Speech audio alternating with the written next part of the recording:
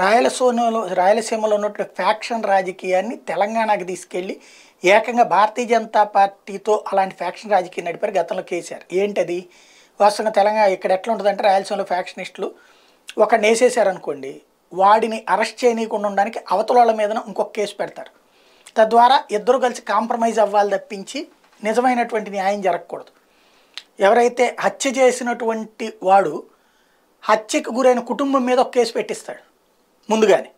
తద్వారా కాంప్రమైజింగే తప్పించి కథ నడవనీరు. అందుకని బయట పొడుచుకు చేస్తారు తప్పించి చట్ట ప్రకారం ఉండదు. ఇట్లాంటి నేచరే కవితకి అరెస్ట్కి రెడీ అవుతున్నటువంటి సందర్భంలో దాన్ని కంట్రోల్ చేయడానికి ఏకంగా భారతీయ జనతా పార్టీకి సంబంధించి సంతోష్ జీనే జైల్లో పెట్టించడానికి కుట్ర పన్నారు ఆ రోజున కేసీఆర్.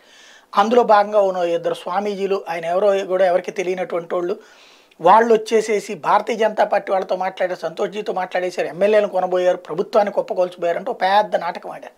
కాకపోతే తుస్సుమంది అది కాస్త. ఆ తర్వాతన ఏం జరిగింది? కోర్టులు జోక్యం చేసుకుని దాన్ని తీసి పక్కన పెట్టినాయి.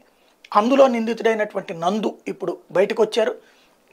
అసలు ఆ స్వామీజీ పరిచయం చేసిందే శ్రవణ్ అన్నటువంటి విషయాన్ని తేల్చి చెప్పారు. గతంలో కాంగ్రెస్ అంటే ఒకప్పుడు ఉద్యమకారుడు, తర్వాత కాంగ్రెస్, తర్వాత బీఆర్ఎస్లోకి వెళ్ళి అందులో ఎమ్మెల్సీ పదవి కోసం ప్రయత్నించినటువంటి శ్రవణ్, చివరికి గవర్నర్ అడ్డుపెట్టడంతో ఆగినటువంటి శ్రవణ్ ఇప్పుడు అందులో కీలకమైనటువంటి పాత్ర అంట. అతను పరిచయం చేసిన వాళ్ళతో అంటే కేసీఆరే స్వామీజీలు పరిచయం చేసి కేసీఆరే అక్కడ బీజేపీ వాళ్ళు వచ్చేలా ఏది బీజేపీ వాళ్ళని రప్పిద్దాం అనుకో. వాస్తవంగా బీజేపీ వాళ్ళని కాదు రప్పించి బీఆర్ఎస్ వాళ్ళని బీఆర్ఎస్ఏ కొనుగోలు చేసినట్టు నాటకం ఆడి అది బీజేపీ మీదకి తోసేద్దాం అనుకుంటూ బండి సంజయ్ని అరెస్ట్ చేసేద్దాం అని కుట్ర పన్నినటువంటి కేసీఆర్కి సంబంధించినటువంటి వైనాన్ని ప్రశ్నిస్తున్నటువంటి నందు నేను బాధితున్నా, ఎందుకంటే ఇతనే తీసుకొచ్చి యాడ్ చేసింది, నాకు అప్పచెప్పిందే శ్రవణం, వాళ్ళని పరిచయం చేసిందే, నాకేం సంబంధం అంటూ సిబిఐ దర్యాప్తు కోరుతున్నారు.